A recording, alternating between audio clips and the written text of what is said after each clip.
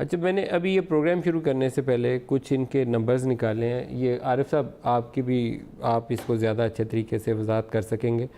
Borrowing हुकूमत पाकिस्तान जैसे जैसे खसारा बढ़ता जाता है तो बहुत ज़्यादा हम बारो करते हैं, डोमेस्टिक सोर्सेज से भी करते हैं और बाहर से भी करते हैं, क्योंकि हमारे पास और वसाइल कोई नहीं होता।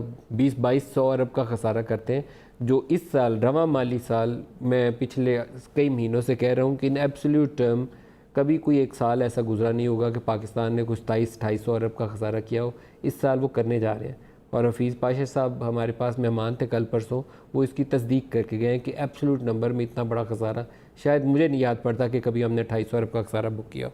लेकिन बोरोइंग का number state bank of Pakistan की वेबसाइट आप खोलें तो वहाँ एक मॉनिटरी जो आपकी M2 का कॉलम होता है उसके नीचे लिखा होता है कि स्टेट बैंक ऑफ पाकिस्तान से हुकूमत पाकिस्तान अब तक कितना बोरो कर चुकी है। रिकॉर्ड नंबर ऑफ़ बोरोइंग है जी, जो स्टेट बैंक ऑफ पाकिस्तान से हुकूमत ने 3,337 अरब रुपए स्टेट बैंक ऑफ पाकिस्तान से बोरो किए हैं। इसके साथ हमने कमर्शियल बैंकों के पैसे वापस भी किए हैं।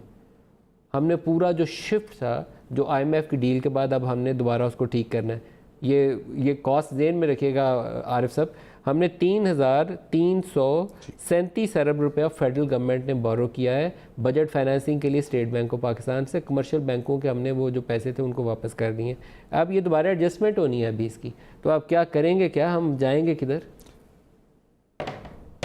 जी, ये एनालिसिस आपका बिल्कुल सही है कि रीसेंट पीरियड के अंदर हुकूमत ने जो है वो स्टेट बैंक से ज़्यादा जो है वो बोरिंग की है। और डेफिनेटली मुझे अंदाज़ा है कि IMF में ये आपके पास आपके ऊपर कंडीशन होगी कि एक सर्टन नंबर से ज़्यादा आपको जो है वो एडजस्ट करना होगा और आपको ओपन मार्केट से जो है वो बोरो करना होगा। मींस आपको जो है वो मोनली जो है PIBs एंड T-bills और उसके ज़रिए जो है इंटरेस्ट पेमेंट्स बढ़ जाएंगे, सेविंग्स स्कीम्स और ये इंटरेस्ट पेमेंट तो बहरहाल चलें, वो तो बजट डेफिसिट में शामिल हो जाता है।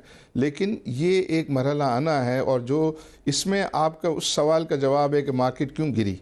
मार्केट जो है वो इसलिए गिरी कि लोगों को ये अंदाज़ा होता है कि अभी हमें फ़िक्स इनकम सिक्योरिटीज़ में रिटर्न जो है ज़्यादा मिलने के चांसेस होंगे। सर, PIBs का रेट अब कितने पे जाएगा? रिस्क होता है फ्लक्चुएशन। PIBs का रेट कितने पे जाएगा? 3 साल और 5 साल का PIB चूँकि अभी I think governor state bank ने भी एक स्टेटमेंट दिया कि हम कोशिश करेंगे कि लॉन्गर टेन्योर में जाएं, क्योंकि पाकिस्तान अब इस वक्त जो है हमारी गवर्नमेंट की बोरिंग जो है वो शॉर्टर टेन्योर में ज़्यादा है, T-bills वगैरह में और शॉर्टर टेन्योर में है। वो ये चाहेंगे और IMF ने भी मैंने सुना है कि कहा है कि आप लॉन्गर टेन्योर के जो है इंस्ट्रूमेंट्स इशू करें और वो लॉन्गर टर्म्स के जब इशू करेंगे तो मुझे लग रहा है कि ये PIBs जो है एनीथिंग बिटवीन 11 to 13% जो है के अंदर जो है वो जाएंगे। Rule it out. अगर आपका पॉलिसी रेट 12% पे होगा तो PIBs आप 11 पे नहीं बेचेंगे।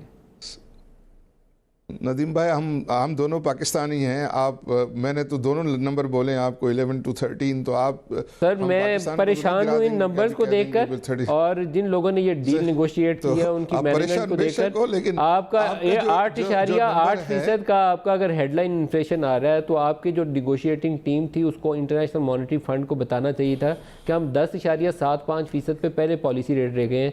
इस रेट के ऊपर कौन है जो पाकिस्तान में आके इंडस्ट्री लगाएगा?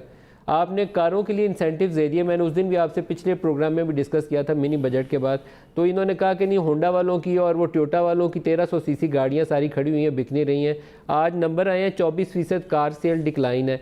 आप जब इंटरेस्ट रेट ही रखेंगे, देखें जी, बैंक जब आप रखेंगे ना पॉलिसी रेट 11% या 12%, बैंक मुझे 16-17% पे लैंड करता है।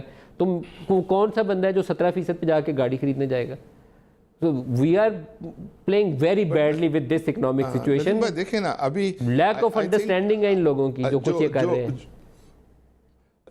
जो हो गया ना एज ए जो हो गया तो ठीक है, वो तो हमने जो भी नुकसान हो गया या वो नुकसान जो है हमारे टर्म में कहते हैं कि नुकसान बांध लेना होता है, आगे देखना है।